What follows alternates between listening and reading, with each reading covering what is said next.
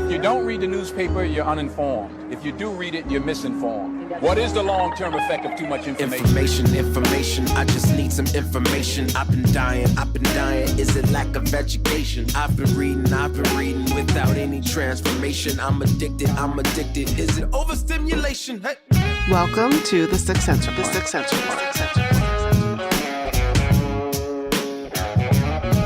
Hear ye, come one, come all. You are listening to the Sixth Sense Report with Joel Nikoloff and Darnell Samuels. Man, back to school season. Back to school. Oh man, I remember when I was like finishing university, I was just like, I am never, ever going back to school. And like finishing school, man, I hated reading. Like school made me hate reading. And I probably didn't read at all, you know, maybe outside the Bible for like a year or two. And then, you know, just the learner in me, I'm just I enjoy reading and learning and, you know, now, but when it was like required and, you know, this papers. Yeah. And I got this reading list and, you know, everything was just so like, it was forced upon me. I didn't want to do it. Yeah. So today we're going to be talking about schooling, but a particular stream of schooling that we don't talk about a lot, that a lot of Canadians don't know much about.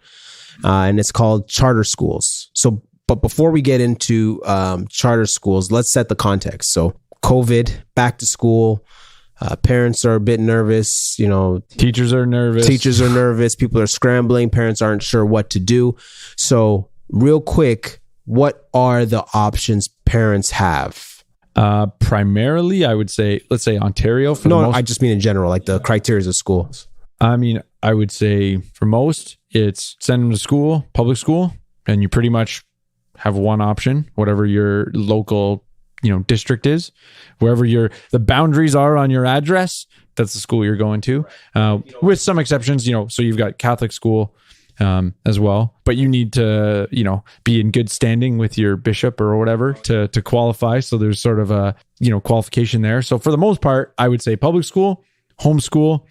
And if you're, you know, got some padded pockets, you got private school. Private school. Right. But then, so we know private school, homeschool, public school. Montessori would be private. Yep. Montessori would be in private. Christian school would be private. Christian school would be private. Catholic school is public because it's funded by taxpayers. Okay. And then now the other option is charter schools.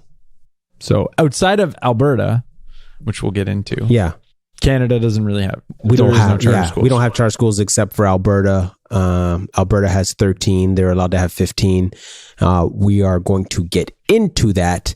But so what we're going to talk about is a bill that just passed in Alberta that's in relation to public schools. And we'll have a lot of good links in the show notes if you know the listener wants to learn more about public or charter schools and all that stuff. One of the links has this great sort of one-liner that I think summarizes what is a charter school or what are charter schools. It's sort of in the definition, but It says, in short, one might say that a charter school is expected to meet the same obligations as a public school, but has more autonomy in how it does so, while receiving less public funding to cover the costs of the effort. Charter school advocates argue that charter schooling is not an alternative to public education, but an option for improving public education. Yes. So what we're seeing is that it's taxpayers' dollars being set aside for a particular school that caters to a particular demographic of people and learning styles. So in general, charter schools are free. And the only way you get into a charter school is if you win the lottery, not win the Powerball or Lotto 649, but you call in and you register your kid and other parents register their kids. And there's a necessity to not show favoritism in a sense, right? So because it's publicly funded. Yeah. So, you know, for the most part, does that mean there aren't backdoor sort of avenues? Of course. I mean, just like, yes, you know, it's the same thing with public schools, right? Like I mean, not to go a bit of a sidebar, we said there's not really a choice with public schools, but hey, I use my grandparents' address to register my child, and guess what? They get to go to a different school. Yeah. And Thomas Sowell's book, his new book, Charter Schools and Their Enemies, he talks about, I think it's a stat in New York where 17,000 parents apply for these free schools, and the amount they get in is 3,000. 3,000 get in, 17,000 apply. Wow. Right? Because, well, there's a high demand for these schools because kids learn differently. And so when you open up a charter school that's catering to people, whether you have a high intellect or you are on the lower end of understanding, sometimes these schools cater to just girls. Sometimes they're just all boys schools. English is a second language. They have charter schools for that. They also have a charter school for people that live in rural areas and they don't have access to other types of schools. So it caters to those kind of particular people groups or learning styles. So it has its advantages because, as opposed to, I'll put it this way, public school caters to everybody. And I think that can be a problem, right? Because if you're catering to everybody, then the pie is getting spread pretty thin. But if the school is created specifically for your child and people like your child, then the learning growth will be greater than everything being spread thin and teachers trying to touch every single kid, as opposed to this curriculum's geared to all 25 of these students. Yeah, I mean, in our Teachers Like Us podcast, when we had a nice little debate, when teachers were on strike pre-COVID, one of the things that I was saying along that road was, there's an aspect where public school tries to make it the same experience for every student, but every student isn't the same. So they have access to the same experience, but arguably they don't need access to the same experience, because if the goal, I would argue, is the goal to teach them or to give them the same experience. Well, yes. Yeah. But on the flip side, Joel, it's also the opposite, that they're trying to give every kid an individual experience. And now you're spreading the resources thin. Yeah. And so where I would say, take just special needs as a category. Would it be more efficient to teach special needs children in Mississauga all at the same location, right? But because of the public school system, what we do is we allow them to go to their local school like every other kid in their neighborhood. And again, I'm not necessarily saying good or bad. I'm saying, is putting them into a public school where there's only one or two other people that have the same sort of scenario as them, they end up in the same class, and now they're taught in a unique manner. But my point is, would they learn better? Would they grow more? Would they learn more if the environment was tailored to them? And the question is also, from a system-wide, would it be more cost-effective? Now, obviously, you're going to hinder some of the relational stuff that they get. But again, this is where I go back. That's why I said, what's the objective? Is the objective the experience, or to build them up and to educate them? So, yeah, we've got a pretty good clip from Alberta's school. Definitely, it'll be in the show notes page. We'll definitely hash out some of the lines in it. We're going to play the clip. Premier Jason Kenney says right now more than 90% of students go to public school, but there are thousands on a charter school wait list. That's exactly why we hope to see a growing number of charter schools to respond to the demand that exists in the public system. Thursday, the Choice in Education Act was introduced. It would allow charter schools to apply directly to the province. Right now, they must go through a school board. The Premier says Bill 15 would help pave the way for more vocational high schools like Innate Collegiate. Most people are choosing a public school for their children.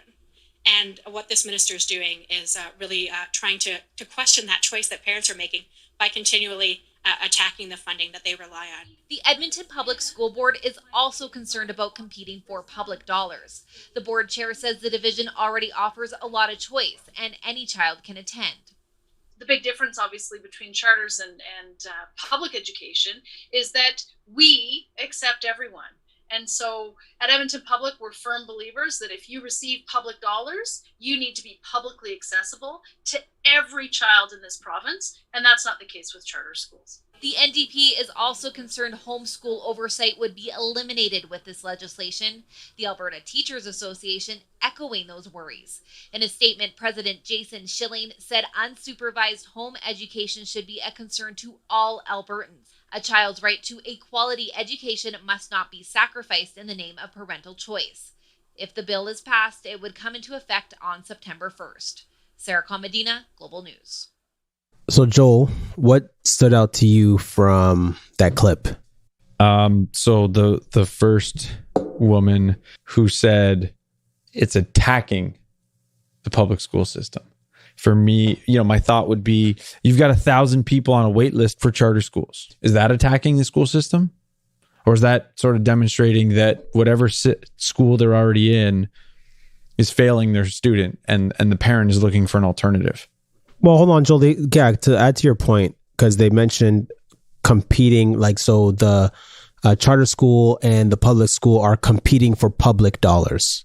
Yeah, and that's where I thought it was, if I want to flip that around, are we judging the school based on how much it costs? Well, if a school lost the students to a charter school, well, then they would have less students to spend on as well. So to some extent, we're reallocating resources, but the recipient of the resources is not the school, it's the student. So, you could argue, well, is this going to lead to maybe a public school in the system closing? Well, maybe. But the point is, you have 1,000 students who are on a wait list in Alberta to get into the charter school for whatever reason. But I think it's pretty obvious the reason is because the parents need an alternative. Do I know why they need an alternative? No. But I think it's, this is where, the entire, I'll say the entire system with regards to education is, for the most part, even the woman at the end who said, charter public schools are inclusive because they should include everybody. But that's not true. You don't get to pick which public school you go to unless you're going to get up and move. Generally speaking, the charter school is going to get less money, right? This is where Corey DeAngelis does an amazing job on, and I'll just use some abstract numbers or numbers that work in the States because they make the point really well. Normally what would happen is in the States, they'd have $15,000 for that student allocated to the particular public school. If that kid left, the public school keeps $6,000 and only $9,000 goes to the charter school. So you basically got paid $6,000 to do nothing for that kid. Now, I don't know the specifics of Alberta, how the funding works perfectly, but, that demonstrates that it's not as simple as, sometimes things like this makes it portray, because they're grandstanding more than anything, right? They're lobbying, they're doing politics. It's all about, your opinion. It's not about objectively presenting the information to you, so you as a parent can make an informed decision about what's the system that's the best for educating that's a good child. point you made. I follow Corey as well on Twitter, and if you're not, you need to follow him. Yeah. Oh, I wish I could pull up some of his, content, but he just tweets so much, especially on this issue. And so he had a tweet, Donald Trump, and Trump was talking about, of course, in light of COVID, and Trump was saying, okay, well, if the kids aren't going back to school, then we're not giving you the money. Saying to the teachers, we're not going to give you the money. We'll take the money and we'll give it to the parents, and we'll let the parents have a school choice of where they want to send their school. Because the public school could drag their feet on the issue, but if there's private schools, willing to, get back to regular hours and function, and parents are okay with that, then we're going to take their tax dollars, give it to the parents, and the parents will use it to pick the school system that they want to be in, which I totally agree with. I think, the sentiment underlining that is, we can get into a conversation about tax in general, and everyone should know where I stand on that. But is the goal of education dollars to educate the children? If it is, and parents have found a solution that, especially in the current environment, that gives them the ability to do that, why wouldn't the money fund follow them? Well, hold on. I have an answer to that. Jason Schilling. Actually, Jason Schilling. Quote, I know. The very last one. We were saving that to the end. Can you pull up the quote? Yeah, here. I think I got it in an article here. Yes. Again, we'll have lots of content. So, this is the global news. Who's Jason Schilling? Teachers Union president, I think. It said ATA, Alberta Teachers Association. Something. I don't know did it say he was the president or I don't know. Yeah, I said he was the president of the ATA. So he said unsupervised home education should be a concern to all Albertans. A child's right to a quality education must not be sacrificed in the name of parental choice. Honestly, Hey, don't swear on the show, man. This is a Christian show. Schilling is an appropriate name. Like, because like that quote is chilling. Like in that, man, as a parent, I have 2 young kids. Their livelihood is my responsibility. Them staying alive is mine and my wife's responsibility. And, this is very Marxist in its understanding or its, ideology that's coming through in this quote where, the children belong to the community first. And I mean, from a biblical standpoint, that's just straight up heresy. As a parent, these are raising our children, teaching our children, the welfare of our children is our responsibility. And so, I think as much as this quote didn't say parental rights, pretty much should have said instead of parental choice, I heard parental rights. Because is there an aspect or sorry, what's the steel man of this quote? Sure. Are there parents who would make choices that cause harm to their kids in the long run? Okay, fine. Like, is that It happens. But are there teachers who make decisions who harm kids in the long run? Of course.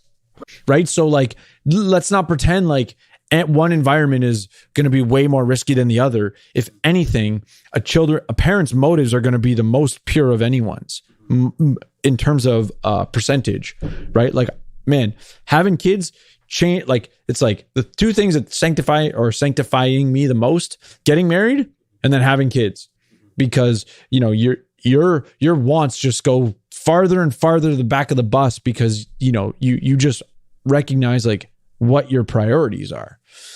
So I mean, the other side of this is like, at the end of the day, parents gonna know what their kid needs better than a teacher.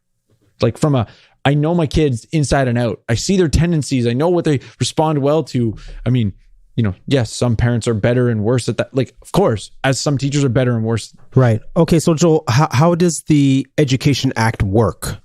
So currently in Alberta, things are like, and this is where I think these quotes are just abysmal, absolutely abysmal, because they're not objective, right? The current process, again, I got this document. I think it's the Charter School Handbook. It'll be in the show notes page, education.alberta.ca. I'm looking at, there's a flow chart for the establishment of a charter school. So I don't know if this is what you were asking me, Darnell, but I think this is definitely something that's useful to the listener. As I pull up this page, it's kind of a flow chart, but oversimplify it. What happens is you work with a school board to establish a charter school. The problem is that the school board can basically sort of demonstrate, well, you're not needed in this area. And there's no incentive for the school board to create a charter school because they're losing power. Right. Public dollars, fighting for public dollars. Yeah. And I mean, the dollars, obviously that's part of it, but also I have less students, which means I'm going to have less teachers, which means I have less influence, which means, any government related entity, everything's judged on the size of your budget. And again, I know I'm oversimplifying with that statement, but come on, let's be real. This is a Success Report. No, but realistically, Joel. as a government entity, give me one entity that has great public metrics to say, oh, here's demonstrating that we're doing better because we've spent less money and done more good. Yeah, so you guys know where to contact us for your issue. But Joel, before we go into... So, sorry, there is one thing I missed out. So if the school board denies, within 30 days, they can go to the minister, and the minister essentially has a review committee that reviews the application. This bill was wanting to go directly to the minister as a principle of like how to do this, to me, that makes a lot of sense on the surface. Like, cut out the bureaucracy, cut out the school board. They're not, in general, charter schools aren't responsible to the school board anyways. So why would a school board cut out the middleman? Well, but the school board is like, we talked about, what is a charter school? It's about doing unique learning styles, teaching styles, approaches, philosophy, and pedagogies. That's again another link. Pedagogies is a teaching style theory of teaching and educating kids, principles and theories. Yeah, so it's a sort of like Montessori. Montessori is a great example of a different pedagogy, as opposed to a different teaching style. Yeah, classical education is one as well. Another one. It's more than a teaching style. It's a philosophy of teaching. Yeah. Well, I wanted to share the KIPP pedagogy. Yeah. Just before we kind of look at connecting from Alberta to Ontario, but first I wanted to just highlight one of the top charter schools in the US. So this is called KIPP, KIPP. So it stands for the Knowledge is Power Program, commonly known as KIPP, is a network of free open enrollment college preparatory schools in low-income communities throughout the United States. KIPP is America's largest network of public charter schools. The head offices are in San Francisco, Chicago, New York, and Washington. Now, it says here that more than 95% of KIPP students are African American or Latino. More than 88% are eligible for the federally subsidized meal program. Students are accepted regardless of prior academic record, conduct, or socioeconomic background. 11% of students at KIPP public schools receive special education services, and 17% are designated as English language learners. So some of the principles that they work by is high expectations, strength of character, highly effective teachers and leaders, safe, structured, and nurturing environments, and KIPP through college. Yeah, and it obviously you're highlighting probably one of the best examples. On previous shows, I've talked about, I know it's a private school, so I won't go down this road too long, but low-cost private schools in developing countries are just blowing the public school out of the water. Right. And what's crazy about this, of course, right, is predominantly Black kids in underprivileged neighborhoods go to these types of schools and they're benefiting from them. But not to get into politics, because we do politics. Economics comes before politics. But the politics of how this thing lays out is that for these Black kids who are getting a chance to get a free education, Democrats are usually not a fan of. And these are the programs that Republicans have traditionally been fighting for. Yeah, and this is where, charter schools in the US, you're going to see, Corey DeAngelis, again, if he didn't tweet so much, I could find the tweets when he does these types of things. But and generally speaking, what's great about Corey, for anyone who likes sort of this topic, if you see something in the media and you think it's wrong, chances are he's blasting them, right? So there was a little while ago, they were all talking about how school, when the defund the police stuff showed up, they were all saying, we've been defunding education for years. And he just blasted them, showing like, no, education costs have been, rising. Spending per student has been rising. Anyways, I know, total sidebar, but he's brought up something similar about a quote that was, that charter schools increasing school choice, sort of the idea of tax dollars following the student, is going to hurt minorities, or it's going to hurt racialized students. And he demonstrated, well, if you look at the charter schools demographics, predominantly that's who's in there. Yeah, right? Black kids. They're going to have a disproportionately high number of Black kids or minorities. Right, so they're benefiting from it. And charter schools do give better, you generally see better grades. Man, I don't want to, get on a sidetrack. But see, man, this is why I believe Black Lives Matter. No, the ones in KIPP. The ones in KIPP. Like these are the programs that are going to make a change in the long run. And it kills me that whether it's the politics or teachers unions or whatever the case may be, everybody's positioning and saying they're for Black people. But if you're not for charter schools, then you're really not for Black people. Yeah, you're that's for the bottom your line. Teachers union who's you really don't care. Yeah, you're giving your donation dollars. As a teacher, you really don't care about Black kids. And it pisses me off when people run around saying, oh, we care about Black people and Black lives, but nobody's supporting these schools. Nobody even knows what they are. It's just, to me, it's just nonsense, and I don't want to hear it anymore. Yeah, and I mean, obviously, that doesn't mean that you don't have good teachers in public schools. It doesn't mean some people have an amazing experience when they go through public school. But this is where, we sort of talked about, and there's this, I've sort of been, I don't know if I've said it on the show, but I've said it more recently with a bunch of people. When you have a government program, it is designed for the average in general. That's the way that because it's designed for as many people as possible. But the problem is, the more there's a variance from the average. And again, I know I'm getting into a statistical approach, but the more that somebody varies from the average, the more the government program is going to fail for them, because they don't fit the average that this program was designed for. Okay. Right. And actually, when we get into the Ontario report that we looked at, they're going to give arguments for and against why Ontario doesn't have charter schools. So is there anything, I think, I know I've hashed out most of what I got to say about the schools in general. I think, the economic principle behind it, this is where, Alberta would say that there's some good quotes in the articles that we'll share. Just that Alberta has created competition because they actually have a lot with the charter schools, with the different stuff. They would argue we've created competition, and competition is going to push the public school system to do better. Right, because the accountability that comes with creating a charter school, if the charter school is failing, then there's reason to shut it down. So there's more incentive for them to do well, but also that charter schools bring in parents that are engaged. So with the public school, because it's generally the board is a collective where the parents are a huge aspect of how the school is so run. part of going to KIPP, you can't, it isn't just that you just send your kid to KIPP and then you just eat Doritos and watch Judge Judy. Like, you're involved in the process. Like, it's very crucial that the parents are signing a contract as well as the kids to be at school for 7 a.m. and to be doing the homework and to be doing the reading. And so now you're filtering, what the charter schools are doing is filtering out the bad parents. Right. So now the kids are, they have that boost to get to where they need to be. But if you have the public school model, and this is no shot against public schools, but you have parents who don't give a rip about their kids. Right. You have parents who do care, but then you have the parents who don't care. And then you have, have the school system, but then you don't care about their kids' education. Like, because to say parents don't care about their kids at all is sort of a broad statement.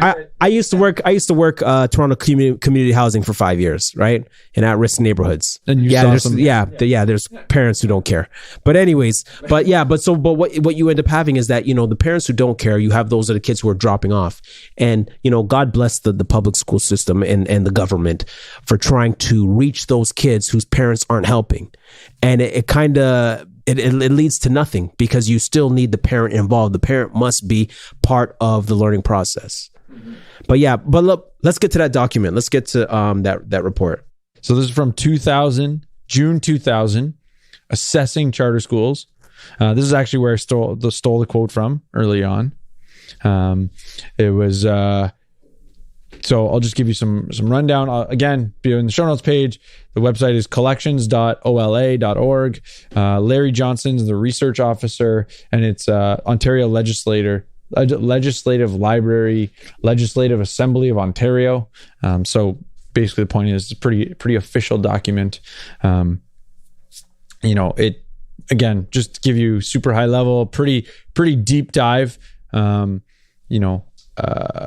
arguments for charter schools, arguments against charter schools, the interest in charter schooling, how to assess charter school experience, and then charter schools in the US, and then in Canada, which basically is only Alberta. Right. And so the report talks about supporters argue that charter schooling will save public education. Critics argue that charter schools will greatly diminish, if not ruin, the public system. And so the paper concludes, just to summarize the whole document, the paper concludes with speculation about the prospects for the growth of charter schools in Canada, mainly in Ontario. So just real quick, arguments for charter schooling. So there are 6 basic arguments advanced on behalf of the charter schooling. So 3 that are largely about what charter schooling can offer parents and students. So it's innovative service delivery, parental control, serving special populations, and then the 3 about the benefits for the education system and society at large are competition, accountability, efficiency.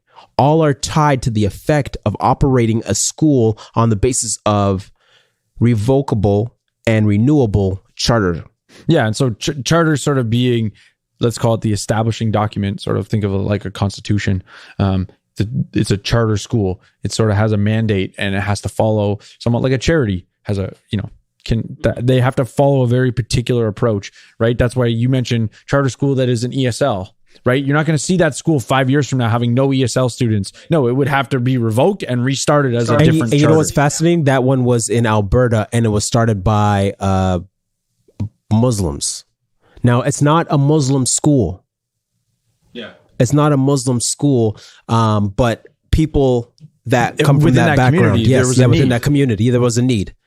So it was all hands on deck, and they did that. And even some cases, some charter schools, raised their own money in certain cases to fund whether it was buses or whatever the case may be. Yeah, and I think to me the place where the accountability is because if the charter schools continue to outperform the public school has tangible evidence that we need to change something, right? Like my biggest argument or the biggest, I think the strongest argument sort of against government programs is there's a lack, without profit, when profit starts to go to zero in a business, in a private business, you start thinking, how do I got to do this differently? What do I got to do? Right? How do I, change my business because I can't, or if you start losing money, your inventory is not selling, you start reallocating your resources to something else. You do things differently. For a government program or a government school, you don't have that signal to say, oh wait, we're no longer profitable. So this system where the budget continues to shrink because the number of kids continue to shrink because they're going to the alternative is a similar signal to say, hey, wait a second, we need to do something different. And so that's where competition, accountability, and efficiency. So the efficiency word, because generally speaking, the budget for a charter school is much smaller.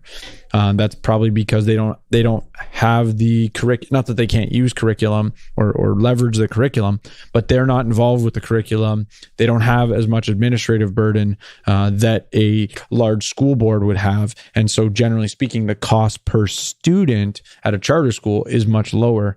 And so that's where the education system as a whole is efficient, because now you need less money per student because your charter schools are pulling the cost down. Mm-hmm. Now, arguments against charter schooling is that there's no need for them. So a related argument is that even if there are serious problems with the quality of the public education system, these can be better addressed by reforming the existing delivery of public education. So in Ontario, for example, a variety of policy initiatives have been designed to improve the quality of education, from new curriculum to new report cards to increased funding and regulations, focusing on classroom resources to the creation of a college of teachers' parental involvement. So although it's not an argument too widely expressed, it is also possible that parents, while keenly interested in their children's education, may not be best at evaluating which education practices are in their children's best interest.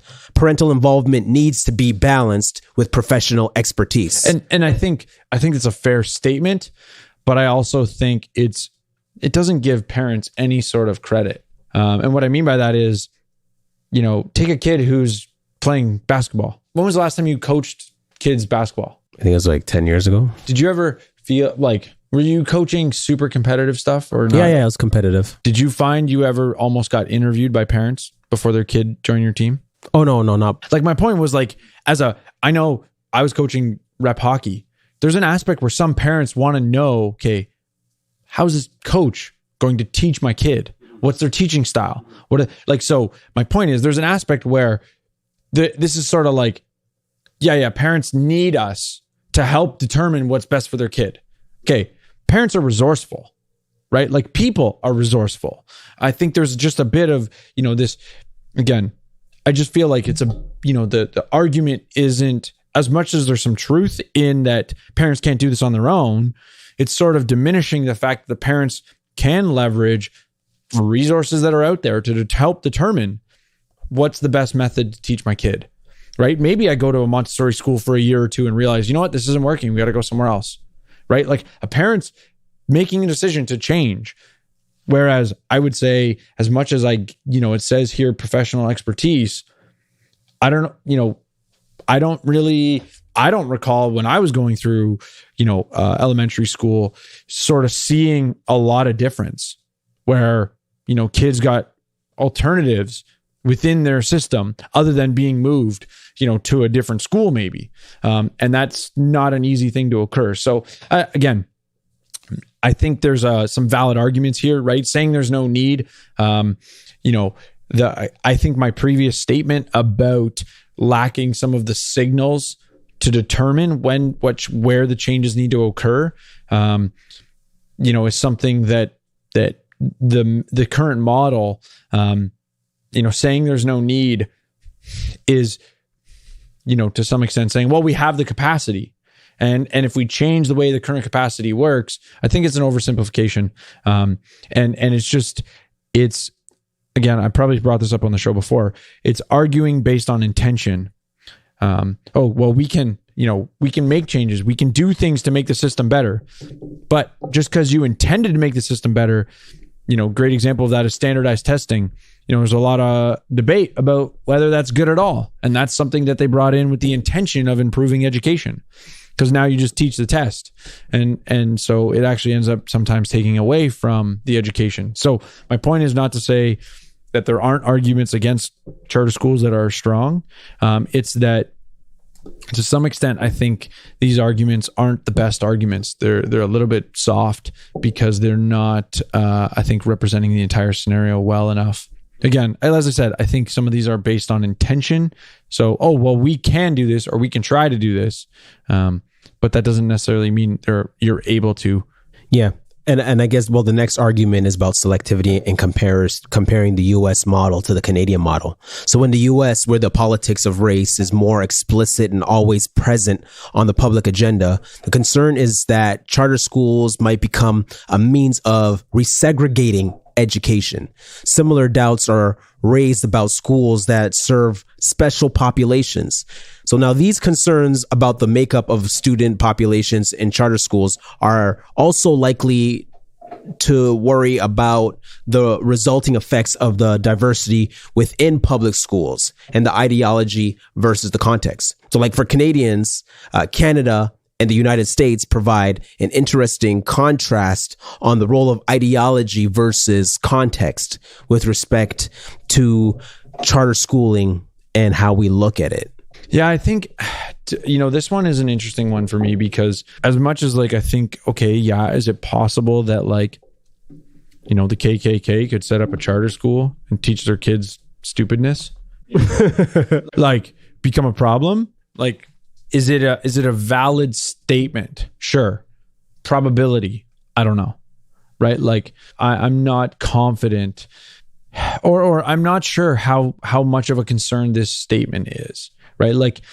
Because technically the same thing can happen based on where people live with the current system. If I really wanted to try, I could, we as a collective could all try to keep moving to the same neighborhood so that we create this same sort of segregation. So my understanding of this was that people would do this intentionally, right? And to some extent, the charter school can be revoked, right? So I feel like there's a lot of controls in place to prevent any sort of resegregation. And the stuff that you've laid out that with regards to the KIPP, the stuff that I talked about with Corey DeAngelis talking about, there's greater amount of minorities in charter schools. Not to dismiss this argument, but I personally, I just don't see how this functionally comes to fruition, because you can basically revoke the school if somehow, let's say it became an all white kids school or an all Muslim school, and not the ESL example you gave, right? If it wasn't inclusive of other English as a second language students,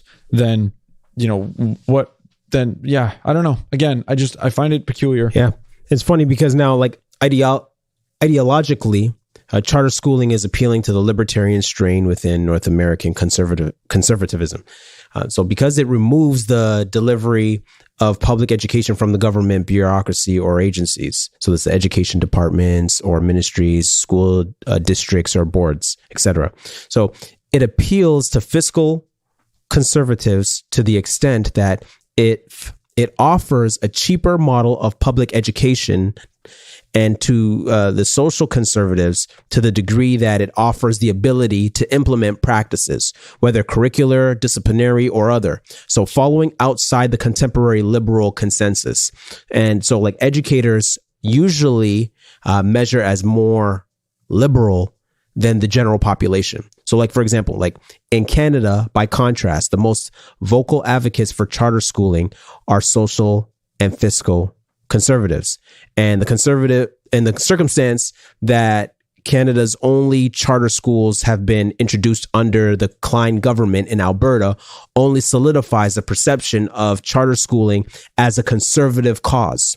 So in short, in Canada, charter schooling is more likely to be judged on ideological grounds, often in the absence of any direct experience of charter schooling. The debate usually puts advocates puts them against foes in the United States. So in the United States, charter schooling is more likely to be evaluated in light of experience with respect to education delivery. Regardless of ideology, here the argument is more likely to be about what kind of charter schools are optimal and what legislation is likely to allow them to flourish. Yeah, I think the libertarian comment I think is probably fair, but the conservative side of it, I don't, whether, I don't know. My point is that I think there's lots of there's libertarian left, libertarian right. The libertarians are a pretty wide spectrum, and so the reason I bring that up is to say, yeah, there's a resonation with physical conservatives or physical conservatism. And so in that sense, like, for conservatives, there's generally a incentive to how do we do this more costly or cost effectively. And charter schools, generally speaking, achieve that, as well as, challenge the narrative of the current paradigm of the way that we do schooling. And this is where I think, there's definitely an ideological divide that's somewhat, to me, like the last part that you talked about, right? Like if the question becomes, how do we implement, like what school system is optimal, right? How do we result in the, use some simple big terms of how do we result in the greatest human flourishing or the greatest amount of human welfare with regards to education, right? Is that, if anyone says they're not for that goal, I would say, okay, well, they're just lying. Everybody's for that goal. The problem is let's say the liberal perspective is, well, we're already getting that through public schooling. Stop messing it up. But there's no sort of willingness to evaluate, are you right? And so that's what, I would say, frustrates me about this conversation. It's like, well, you say you're for this, but you're unwilling to engage the topic. You're unwilling to say, okay, let's pilot this, right? Even the beginning or the conclusion of the document that we were talking about, the OLA document, it said, the first line of the conclusion, the charter school experiment in the North America is still in early days, particularly in Canada. And so, what I see is like, okay, look at Alberta. It doesn't seem like there's any objective measures to say, hey, this is working. Let's try a little bit more. Let's try a little bit more, right? How do we find the balance between, let's call it, schools that operate independently, meaning they're not part of the school, like a larger board and curriculum, versus maybe it makes sense for 50% of schools to be under a larger body and operate with school boards, but 50% of schools are more independent, right? Well, who's to say? And my point is that there's the liberal sort of union predicament where, there's The union has no interest in that because it's countering their ability, right? They operate in school boards, right? Like, I don't know about the US, but in Canada, if you leave a school board, you essentially restart your union seniority, right? So you essentially have, this so much power for the union and the school boards working with government, and the kids are outside of the paradigm. So you were saying something about the union. Does it have the incentive to be for the charter school? No, because they are going to have less employees because the school itself is sort of operating independently. Yeah. And so, but those teachers wouldn't be part of the union if they work at a charter school. I mean, you could probably set it up either way, but in general, I would say probably not. It's probably not. Yes. And so the union is not going to be for it because it's taking away their control and power. And so even if it's what's best for the students, the union is never going to side with this. And so you just have this political dilemma where what is the objective? Is the objective truly about kids and education? No, for the most part, it's not. And this is where you have stupid grandstanding. You have that, clip that we're talking about where I would say those quotes are just pure politics. They are not at all about the truth, not about being objective. Not about the kids, man. Exactly. Not about the kids. So, I mean, it's, as a parent with my kids going into school, man, straight up, I'm trying to figure out how do I work my full-time job and homeschool at the same time. I don't even know if that's possible. Yeah. So, okay. What's your 2 cents? What do you want to leave the audience with? I think, for the audience, for the 6 centers. Yeah. I don't know if you've ever thought about the education system is, what needs to change. But I think hopefully something like charter schools that are obviously in the US are getting a whole bunch of play right now with what's going on. It causes you to think, maybe we need to think outside the box a little bit. Why do we continue to do the same thing we've been doing? For the most part, costs have been going up, and in all aspects, education hasn't been improving, right? Like we're relatively stagnant. If anything, math scores are going down in Canada. I mean, we did an episode way back when we were talking about, the things in this. Yeah, actually, CD Howe has an article on our math dropping, but go ahead. Sorry. Yeah, no. And so, we need to start thinking differently about education. Technology, COVID is definitely giving us a catalyst to go, hey, wait a second. I've been saying the government, I've been saying I was expecting an Uberization of education, meaning that technology would sort of break the government cartel or monopoly on education for the middle class and / paying through taxation. But I don't know with what's going on right now. I mean, who knows what's going to happen in September?